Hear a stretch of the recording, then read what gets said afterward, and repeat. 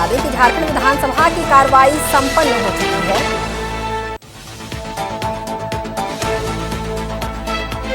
और सदन की कार्रवाई भी अनिश्चित काल के लिए स्थगित कर दी गई है। तो आपको बता दें कि सदन की कार्रवाई अनिश्चित काल के लिए स्थगित कर दी गई है। मुख्यमंत्री ने देर रात तक चली सदन की कार्रवाई समाप्ति के बाद बयान दिया है। मुख्यमंत्री ने कहा कि मुझे उम्मीद नहीं थी कि विपक्ष इतना कमजोर होगा। हेमंत सोरेन ने कहा, ऐसा हाल विपक्ष का होगा मैंने इसकी उम्मीद भी नहीं की थी। सदन से विपक्ष के विधायकों का चले जाने पर सीएम ने कही है। हेमंत सोरेन ने कहा है कि ऐसा हाल विपक्ष का होगा मुझे इसकी उम्मीद नहीं थी।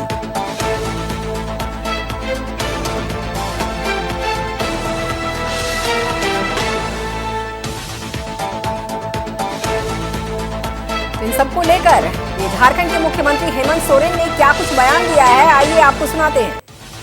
वो समझे वो क्या समझ के भागे, लेकिन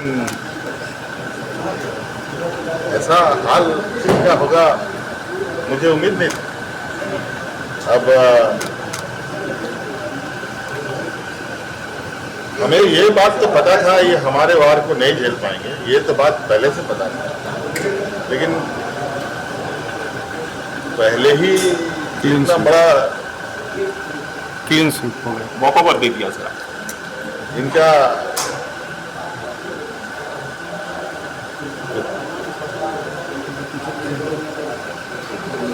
सदन के इस आखिरी पड़ाव पर जो इनका व्यवहार रहा, मुझे नहीं लगता है कि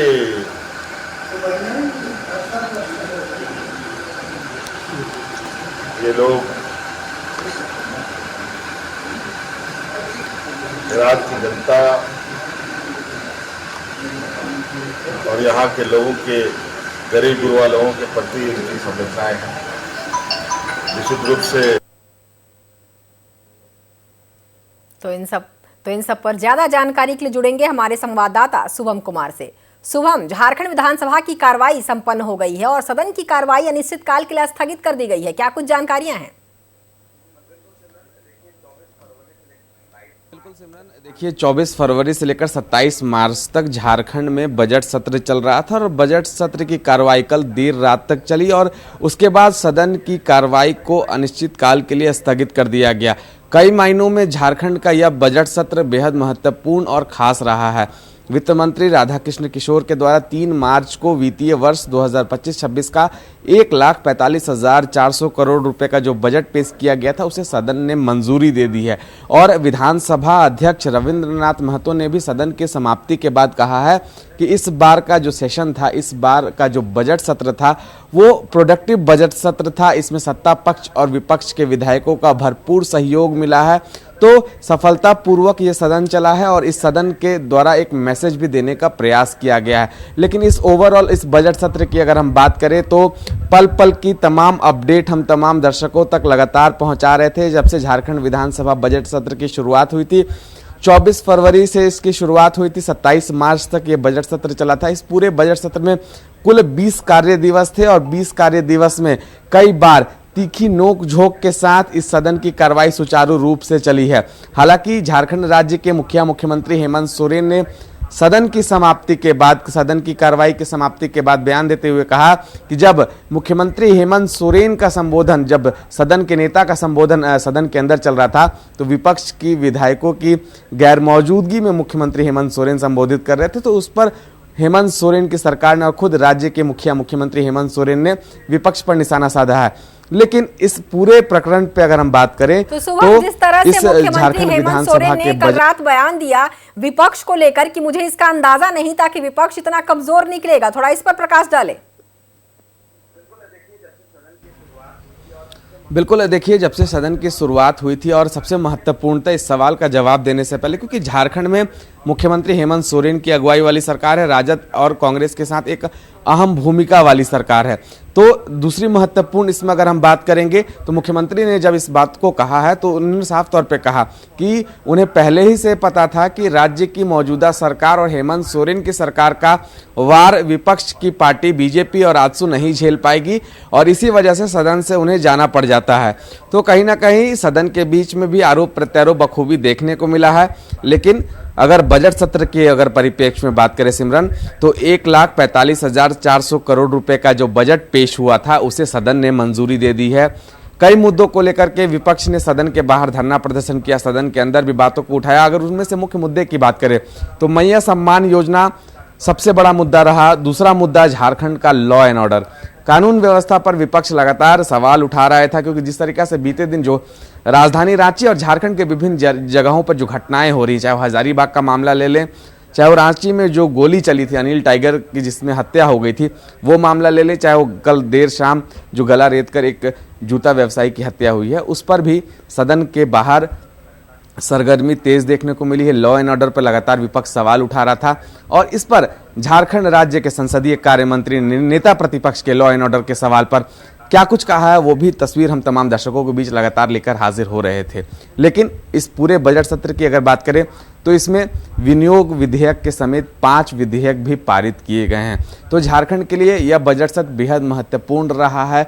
खुद झारखंड राज्य के विधानसभा अध्यक्ष रविंद्रनाथ महतो ने कहा कि ये जो पूरा सेशन रहा है प्रोडक्टिव रहा है, इस पे विपक्ष का भी पूरा सहयोग मिला है। हालांकि इस बार सबसे महत्वपूर्ण अगर हम बात करें सिमरन, तो इस बार नेता प्रतिपक्ष का चयन भी इसी विधानसभा के बजट सत्र के दौरान हुआ। हालांकि 24 फरवरी से बजट सत्र की शुरुआत हुई थी, 27 मार्च तक ये बजट सत्र चला था और बजट सत्र के 7 से 8 दिन के कार्रवाई के चलने के बाद बीजेपी ने एक बड़ा निर्णय लिया और नेता प्रतिपक्ष की नाम की घोषणा की और झारखंड राज्य के प्रथम मुख्यमंत्री बीजेपी के प्रदेश अध्यक्ष बाबूलाल मरांडी को नेता प्रतिपक्ष बनाया गया। और उसके बाद नेता प्रतिपक्ष के तौर पर सदन के अंदर बाबूलाल मरांडी की उपस्थिति रही। लगातार वो सवाल उठाते रहे राज्य की सरकार पर और सरकार की ओर से इस पर भली भांति उत्तर भी दिया गया। हम बात कर रहे थे मैया सम्मान योजना की। विपक्ष लगातार मैया सम्मान योजना पर राज्य सरकार को घेरने की कवायद लगा रही थी, लेकिन जिस तरीके से जो 25 मार्च को कैबिनेट की बैठक हुई थी उसमें एक महत्वपूर्ण निर्णय लिया गया। जिन लाभुकों का आधार कार्ड से बैंक अकाउंट लिंक नहीं है उन्हें भी राज्य की सरकार और 20 लाख जो आंकड़ा है, कहीं 18 लाख का आंकड़ा बताया जा रहा था, इसकी आधिकारिक पुष्टि अभी तक नहीं हो पाई है, लेकिन 18 से 20 लाख का जो आंकड़ा है उन महिलाओं के खातों में मार्च तक का जो एक मुश्त किस्त है 7500 रुपए, वो मुख्यमंत्री हेमंत सोरेन की सरकार प्रदान करने जा रही है। और आपको सबसे महत्वपूर्ण हम तमाम दर्शकों को जानकारी देते हैं, जब सदन की कार्रवाई समाप्ति की ओर थी, जब राज्य के मुखिया मुख्यमंत्री हेमंत सोरेन का संबोधन चल रहा था, तो उन्होंने कई बार विपक्ष पर लगातार प्रहार करने की कोशिश की। उन्होंने कहा कि झारखंड राज्य को पिछड़ा राज्य बनाने में बीजेपी की एक अहम भूमिका रही है, बीजेपी राज्य को बर्बाद करने का काम किया है। तो इन आरोप प्रत्यारोप के बीच में सदन की अब विपक्ष की गैर मौजूदगी में जब मुख्यमंत्री हेमंत सोरेन संबोधित कर रहे थे तो जाहिर सी बात है कि मुख्यमंत्री के उन तमाम आरोपों पर बीजेपी क्या रुख अपनाती है, बीजेपी क्या स्टैंड क्लियर करती है, यह देखना दिलचस्प होगा। बीजेपी उन आरोपों का कैसे जवाब देती है यह देखना दिलचस्प होगा। लेकिन सदन की कार्रवाई सुचारू रूप से चली है। 20 दिन का ये कार्य दिवस था, 27 मार्च तक गतिविधियां होने वाली हैं।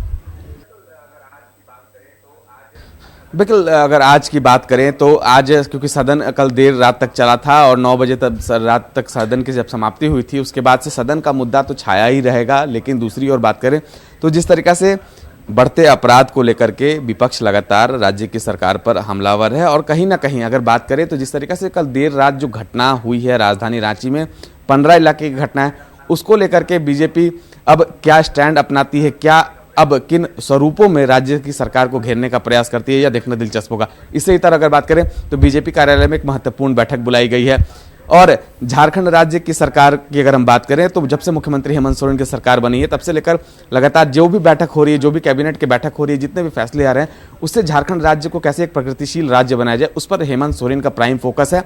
अब राज्य की सत्ताधारी दल उस पर किस तरीके से प्रिटेंड करती है यह देखना दिलचस्प होगा। और राज्य की और शहर की जो राजधानी रांची की जितनी भी गतिविधियां हैं लगातार हम तमाम दर्शकों तक पहुंचा रहे हैं।